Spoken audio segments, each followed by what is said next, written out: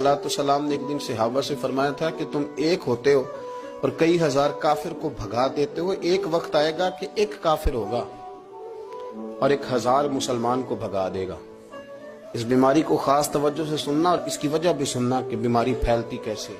बस इस बात को कभी ना भूलना, ये नफा देगी। कहा एक काफिर 1000 मुसलमान को आगे लगा के भगाएगा, क्योंकि वो पाक तैयब ताहिर दिलों वाले लोग थे। वो बोल पड़े, या रसूल अल्लाह सल्लल्लाहु अलैहि वसल्लम, क्यों एक काफिर 1000 मुसलमान को भगा डालेगा? क्या वजह हुई, क्या हो जाएगा? 2 जुमले मेरे नबी करीम और बात खत्म कर दी। 2 जुमले फरमाया, तुम्हें वहन हो जाएगा। वहम नहीं, वहन, वाओ हा नून, तुम्हें वहन हो जाएगा। या रसूल अल्लाह, ये किस बीमारी का नाम है?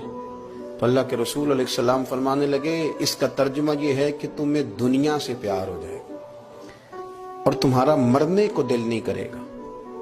दुनिया से प्यार करोगे, मौत का लफ्ज आएगी, तुम्हें कराहत आएगी, कराहत। हालांकि मरना पक्की बात है, लेकिन तुम्हें जब मौत से कराहत आने लगे और जिंदगी से प्यार हो जाए, फिर काफिर तुम्हें भगाए।